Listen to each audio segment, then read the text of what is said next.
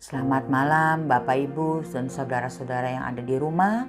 Malam hari ini kita akan memulai persekutuan doa kita dan kita akan memulainya dengan menaikkan pujian Hatiku Memuji Tuhan.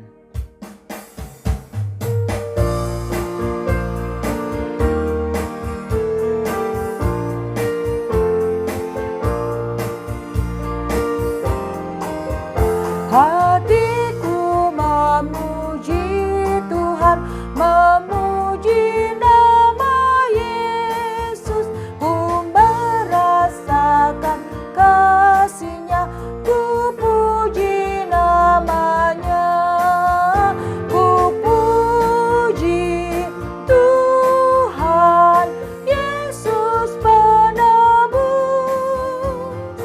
Puji Tuhan, ku puji namanya. Tuhan Yesus disalibkan, menebus dosa kita. Ku bertelut pada Tuhan dan naikkan pujian. Ku puji Tuhan Yesus penebus. Puji Tuhan, ku puji namanya. Mari kita berdoa. Terima kasih ya Tuhan untuk hari-hari yang sudah Tuhan beri, hari-hari yang sudah Tuhan sertai. Dan pada malam hari ini kami semua bersama-sama akan memulai persekutuan doa pada malam hari ini. Dan kami juga akan menaikkan beberapa syafaat kami ya Tuhan. Kiranya Tuhan mau pimpin, kami menyerahkan semua ini ke dalam tangan Tuhan. Dalam nama Tuhan Yesus kami mengucap syukur. Amin. Kita akan lanjut dengan pujian Aku Berharap Hanya Pada Yesus. Pujian ini kita nyanyikan sebelum kita mendengarkan firman Tuhan.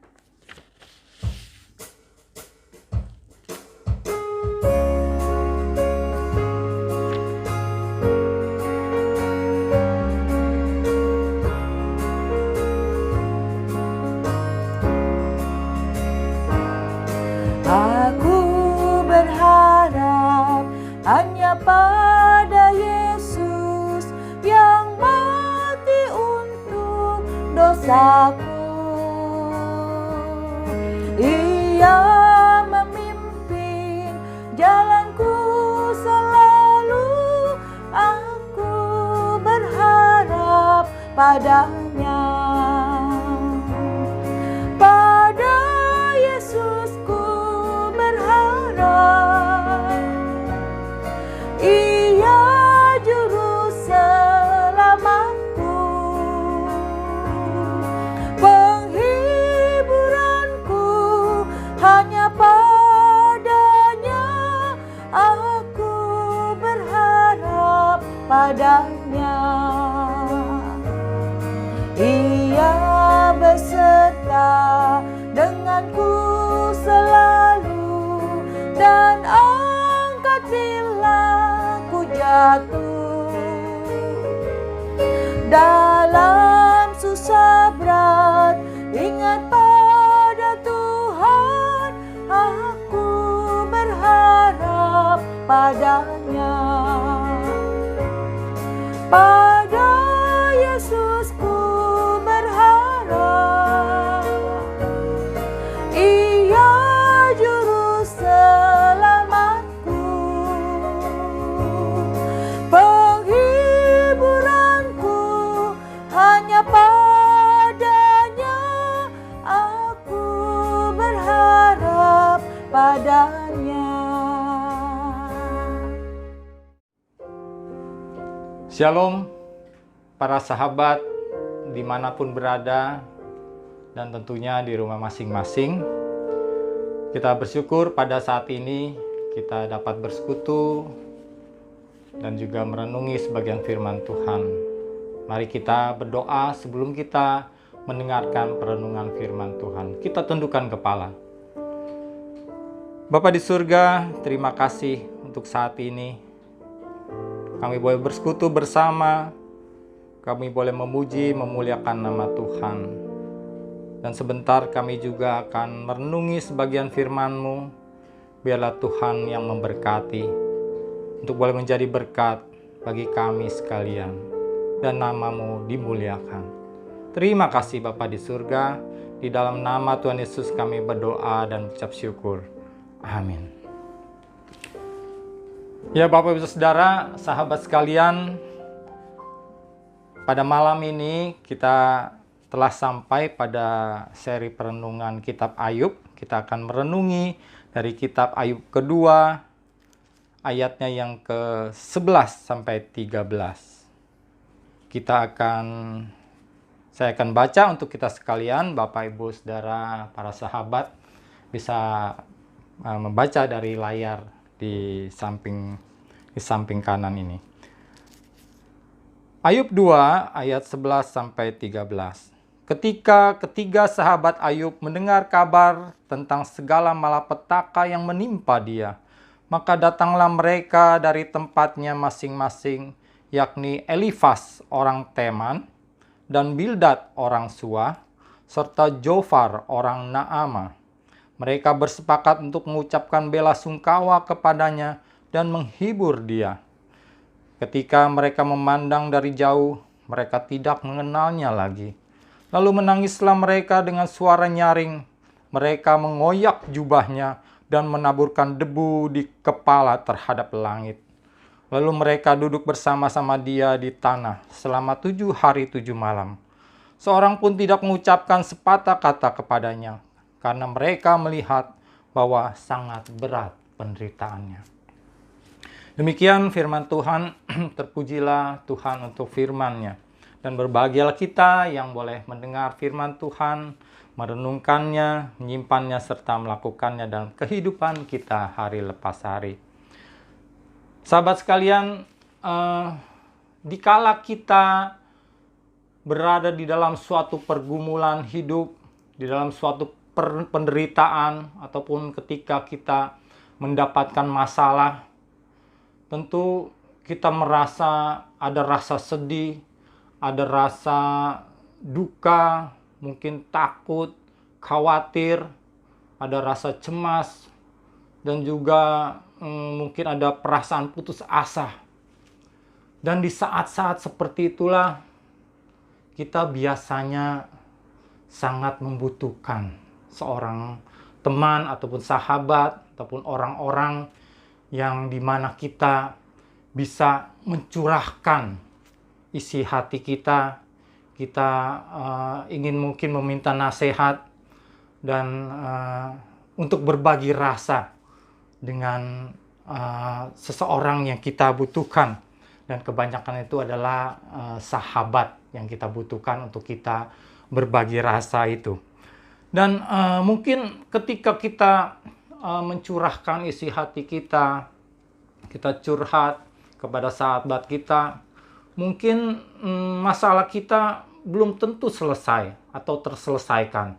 Tetapi paling tidak ketika kita sudah mencurahkannya, menceritakannya, biasanya ada beban kita yang sedikit hilang. Lebih ringan daripada sebelumnya. Karena ada orang yang telah bersedia untuk mendengar keluhan kita, keluh kesah kita. Dan bacaan yang baru saja kita baca, ini adalah berkisah tentang kehadiran 3 sahabat Ayub. Mereka datang dari beberapa daerah, itu masing-masing daerahnya, dan mereka datang untuk berbela sungkawa. Mereka datang untuk menghibur Ayub. Mereka datang tidak hanya sekedar simpati, tapi mereka berempati kepada apa yang dialami oleh Ayub. Nah, beda ya dengan simpati dengan empati itu.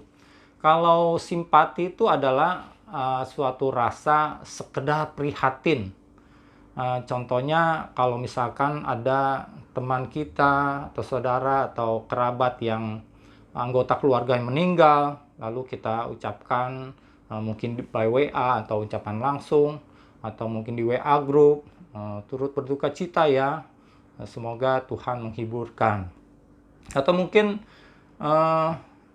yang ada teman kita yang sakit, lalu kita biasa ucapkan juga GWS ya, get well soon gitu.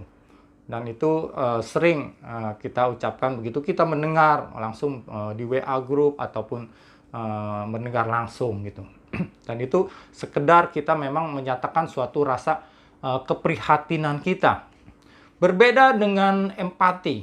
Empati bukan hanya sekedar kita prihatin, tapi ada keinginan untuk turut merasakan lebih dalam lagi, dan juga ada keinginan untuk ingin ikut meringankan beban teman kita yang tertimpa masalah atau orang yang menderita itu. Nah, tentu saja kita pun sebagai seorang sahabat dari teman-teman kita, dari sahabat-sahabat kita pun harusnya bukan hanya memiliki atau bersimpati, tetapi kepada teman kita atau sahabat kita yang mungkin mengalami penderitaan, tetapi tentu saja kita juga harusnya berempati kepada sahabat ataupun teman yang sedang menderita gitu, karena mereka butuh seorang sahabat. Nah, tapi hati-hati juga dikala kita ingin menyampaikan empati kita atau tindakan-tindakan kita yang untuk tujuannya untuk meringankan beban dia, kita harus ada hal-hal yang harus diperhatikan. Yang pertama, hal yang harus diperhatikan di dalam kita berempati, yang pertama adalah motivasi kita. Motivasi kita harus dengan kasih yang tulus. Tidak berpura-pura, artinya tidak berpura-pura. Jadi kita benar-benar berkeinginan tulus untuk membantu, untuk meringankan beban ataupun penderitaan orang yang akan kita bantu, untuk kita berbuat kebaikan. Dan di sini biasanya seseorang itu harus rela berbuat sesuatu kebaikan itu, berempati.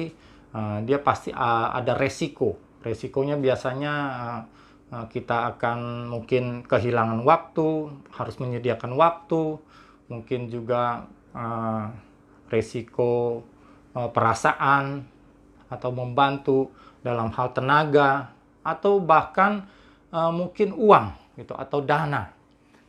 Dan kita lihat tiga sahabat Ayub yang datang itu, mereka bukan hanya sekedar simpati, tapi mereka berempati, dan mereka telah meluangkan waktunya, mengorbankan waktunya, bukan cuma waktu sehari dua hari, tapi kalau kita lihat tadi mereka berasal dari tempat yang mungkin berbeda-beda. Dan mereka mungkin janjian dulu ketemu di mana gitu, baru mereka berbarengan datang. Dan itu perlu waktu. Zaman dulu ya belum ada pesawat ataupun kendaraan-kendaraan lainnya, mungkin mereka naik onta ataupun naik keledai, atau mungkin bisa juga berjalan kaki. Mungkin dalam perjalanan sekian lama, dan waktu mereka datang pun mereka nggak cuma sehari dua hari di tempat Ayub. Mungkin mereka harus mengorbankan waktu lama. Dan belum lagi mengorbankan perasaan mereka. Dikala mereka mesti meninggalkan sanak keluarganya untuk datang ketemu dengan Ayub. Mereka juga mungkin mengorbankan pasti uangnya gitu ya, karena mungkin perlu persiapan, harus ada uang yang keluar untuk biaya di perjalanan, bekal juga, atau mungkin mereka juga ada membeli mungkin oleh-oleh untuk Yakub, untuk Ayub. Dan di situ pasti dibutuhkan dana. Jadi mereka harus berkorban beberapa hal tadi. Dan itu pertama, motivasinya harus dengan kasih yang tulus dan tidak pura-pura. Yang kedua, di dalam hal kita berempati adalah caranya harus benar dan saatnya harus tepat. Harus hati-hati dikala kita datang mungkin kepada orang yang teman kita, sahabat kita yang sakit mungkin. Kita jangan terlalu banyak menginterogasi ataupun mungkin terlalu banyak memberikan nasihat-nasihat yang mungkin itu bisa-bisa bukan meringankan beban dia, malah bisa-bisa mungkin memojokkan dia, atau bisa-bisa kita salah-salah ngomong malah seolah-olah menghakimi dia. Dan tidak harus dengan mungkin kadang-kadang tidak dengan kata-kata itu lebih efektif. Misalkan contohnya kalau kita datang ke tempat orang yang teman kita yang sakit, kita datang lalu dia masih kelihatannya lemah gitu. Terus kalau kita tanya sakitnya apa, terus kenapa, gara-garanya apa, terus kita nasihatin, kamu sih mestinya jangan begini begitu. Mungkin dia juga bukannya semakin terhibur gitu ya, malah dia semakin lelah untuk menjelaskan. Dan bayangkan kalau setiap orang yang datang bertanya seperti itu, tentu semakin lelah, bukannya terhibur, mungkin dia semakin bosan dan terpuruk gitu ya. Nah, kawan-kawan Ayub, sahabat-sahabat Ayub yang pada waktu itu datang, di ayat 13 dikatakan, lalu mereka duduk bersama-sama dia di tanah selama 7 hari 7 malam. Seorang pun tidak mengucapkan sepatah kata kepadanya, karena mereka melihat bahwa sangat berat penderitaannya. Mereka tidak berkata-kata. Mereka menunjukkan dengan sikap yang turut seolah-olah memang merasakan begitu besar penderitaan yang dirasakan Ayub, sehingga mereka tidak sanggup berkata-kata. Nah, mereka berdiam diri bersama Ayub duduk di tanah selama 7 hari 7 malam. Dan hal yang ketiga, yang merupakan hal yang harus diperhatikan di dalam kita berempati, yang ketiga adalah selain tujuannya untuk meringankan atau membantu sahabat kita atau orang yang menderita, tentu tujuannya harusnya tetap nama Tuhan yang dimuliakan. Jadi ketika kita datang, kita ingin menghibur, berikanlah penguatan-penguatan untuk mereka terus bersandar, berserah pada Tuhan.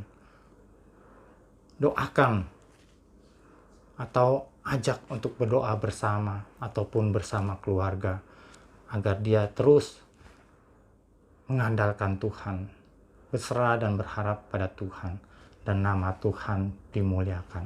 Ataupun boleh kita ajak untuk memuji Tuhan bersama, sebagai untuk menguatkan dia, menguatkan iman, percaya dia, dan juga sekaligus memuliakan Tuhan. Dan panggilan kita sebagai orang Kristen adalah kita tentu harus berbuat kebaikan untuk membantu orang-orang yang di dalam penderitaan, dalam pergumulan sesama kita. Dan kalau kita baca ayat firman Tuhan dari Matius 25 ayatnya yang ke-35 sampai 40, kita akan baca Matius 25 ayat 35 sampai 40. Demikian bunyinya. Sebab ketika aku lapar, kamu memberi aku makan. Ketika aku haus, kamu memberi aku minum. Ketika aku seorang asing, kamu memberi aku tumpangan. Ketika aku telanjang, kamu memberi aku pakaian. Ketika aku sakit, kamu melawat aku. Ketika aku di dalam penjara, kamu mengunjungi aku. Maka orang-orang benar itu akan menjawab dia, katanya, Tuhan, bila manakah kami melihat engkau lapar dan kami memberi engkau makan, atau haus dan kami memberi engkau minum? Bila manakah kami melihat engkau sebagai orang asing dan kami memberi engkau tumpangan atau telanjang dan kami memberi engkau pakaian? Bila manakah kami melihat engkau sakit atau dalam penjara dan kami mengunjungi engkau? Dan raja itu akan menjawab mereka, Aku berkata kepadamu, sesungguhnya segala sesuatu yang kamu lakukan untuk salah seorang dari saudaraku yang paling hina ini, kamu telah melakukannya untuk aku. Nah, tindakan kita melakukan kebaikan kepada mereka yang menderita adalah sesungguhnya tindakan kita untuk Tuhan. Karena Tuhan telah mengidentikan dirinya sebagai orang yang menderita, kepada orang yang menderita.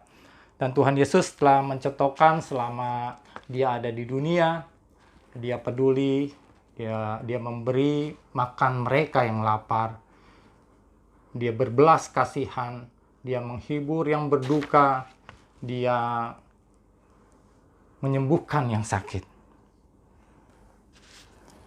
Dia mengembangkan sense of humanity atau rasa berbela kepada manusia.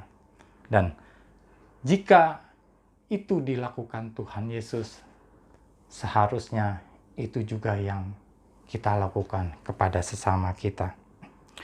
Nah, Bapak Ibu Saudara, sahabat sekalian, seorang sahabat akan selalu hadir untuk sahabatnya. Seorang sahabat akan selalu hadir tidak hanya di saat-saat suka, tapi juga di saat-saat duka.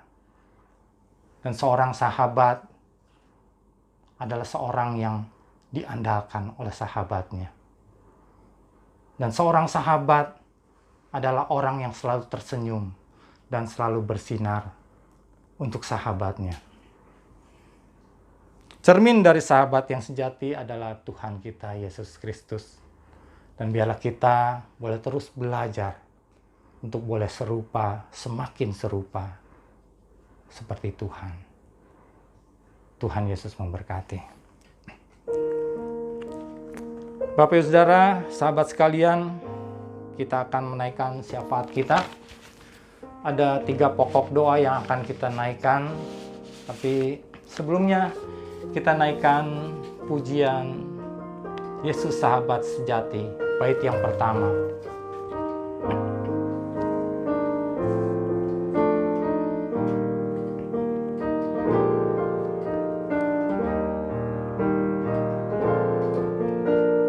Yesus Sahabat Sejati yang mengangkat bebanku, yang memberi kesempatan berdoa kepadanya. Berapa damai yang terhilang dan sakit tak terbilang, karena kita tak membawa padanya dalam doa. Kita akan berdoa. Pertama-tama kita akan bersyukur untuk pemeliharaan Tuhan kepada setiap kita, pada keluarga kita, dan juga kepada jemaat, baik jemaat yang di pusat maupun jemaat yang di Cengklong. Mari kita berdoa untuk itu. Kita mau bersyukur. Bapa di surga, kami bersyukur ya Tuhan. Terima kasih untuk renungan firman-Mu. Biar Tuhan ajar kami untuk boleh semakin serupa dengan-Mu, untuk boleh menjadi sahabat sahabat yang boleh berempati untuk sahabat kami, untuk saudara kami, untuk sesama kami. Jadikan kami saluran berkat-Mu. Kami bersyukur ya Tuhan untuk pemeliharaan-Mu pada setiap kami, pada keluarga kami, dan juga pada jemaat-Mu. Terima kasih untuk berkat dan anugerah-Mu. Terima kasih untuk hal-hal, peristiwa-peristiwa yang telah Kau izinkan terjadi atas kami semua. Terima kasih Engkau boleh terus menuntun kami. Sekali lagi, terima kasih ya Tuhan. Kami bersyukur untuk segala anugerah yang daripada-Mu. Terima kasih. Kita naikkan baitnya yang kedua.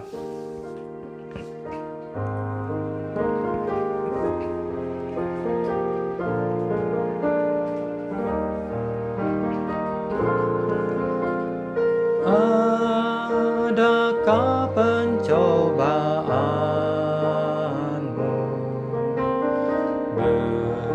Beratkah masalahmu? Janganlah berkecil hati, berdoa kepadanya. Mana ada teman setia yang mau angkat dukamu. Yesus tahu kelemahanmu, berdoalah padanya. Yang kedua, kita akan berdoa untuk jemaat atau saudara-saudara kita yang sakit. Kita doakan untuk Pak Didit, kita doakan untuk Pak Hindra, dan siapapun yang saudara tahu ada kawan kita yang sakit, kita berdoa untuk mereka. Dan juga kita berdoa untuk segala pergumulan jemaat Tuhan. Biar Tuhan yang terus menyertai. Kita berdoa. Bapa di surga, pada saat ini juga kami teringat untuk saudara-saudara kami yang mengalami kelemahan tubuh. Untuk Pak Didit yang masih dalam perawatan, biarlah Engkau tolong ya Tuhan. Biarlah dia boleh semakin membaik melalui perawatan-perawatan yang diberikan kepadanya. Tuhan berkati untuk dia boleh lebih cepat dipulihkan dan juga dapat beraktivitas kembali. Berdoa untuk Pak Hindra juga dalam masa pengobatan. Biarlah Tuhan mengobati, memberkati obat-obat yang diminumnya sehingga memberikan pemulihan pada tubuhnya dan dia boleh beraktivitas kembali seperti sedia kala. Kami teringat juga untuk Cimeing, adiknya Penatua Suhani yang masih dalam menjalani pengobatan. Biarlah Tuhan juga yang menolong, memberkati obat-obat yang diminum sehingga memberikan pemulihan untuk dia dan dia dapat beraktivitas kembali seperti biasa. Kami menyerahkan untuk segala pergumulan jemaat kami, baik dalam pekerjaan, dalam usaha, ataupun dalam keseharian kami. Bila Tuhan boleh terus menyertai kami dalam setiap pergumulan kami. Terima kasih untuk kami boleh terus diberi kesempatan untuk bersekutu, untuk beribadah kepadamu. Biarlah itu boleh terus memperkuat iman kami. Dan kami boleh terus bersandar, mengandalkan Tuhan. Berikan kami, biarlah kami boleh sehati sepikir di dalam kami bersekutu dan melayani Tuhan. Terima kasih Tuhan. Berkati untuk para rohaniwan, para majelis, dan juga para BP serta para aktivis. Berikan kesehatan untuk kami semua ya Tuhan. Jauhkan dari sakit penyakit yang berbahaya. Terima kasih Bapa. Kita naikkan baitnya yang ketiga.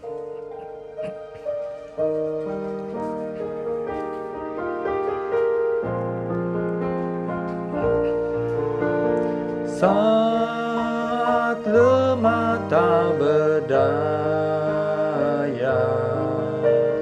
penuh beban yang berat,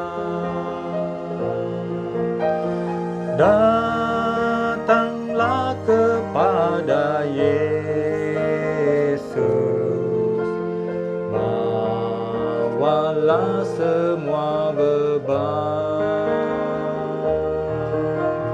Bila teman tak setia, sujud dan berdoalah. Yang memberi perlindungan dan menghibur hatimu. Yang ketiga, kita akan berdoa untuk bangsa dan negara kita. Biarlah Tuhan memberkati bangsa dan negara ini, jauhkan dari segala kekacauan. Tuhan memberkati juga para pemimpin kita. Kita berdoa. Bapa di surga, kami berdoa untuk bangsa dan negara ini. Biarlah Tuhan mampukan kami untuk kami boleh melewati masa-masa sulit, masa-masa pandemi, dan berikan kami kesatuan dan persatuan.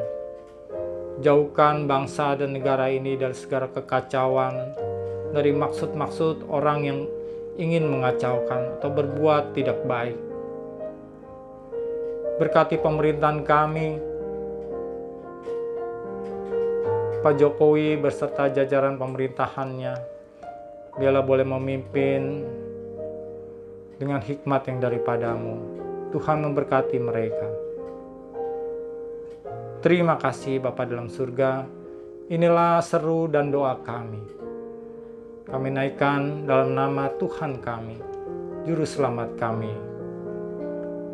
Yesus Kristus. Amin. Bapa, terima kasih. Bapa, terima kasih. Bapa, terima kasih.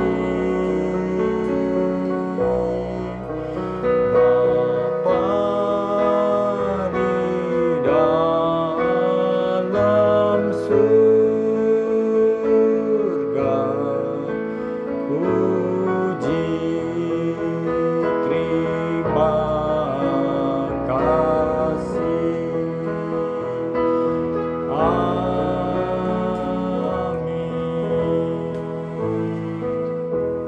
Selamat malam, Tuhan Yesus memberkati.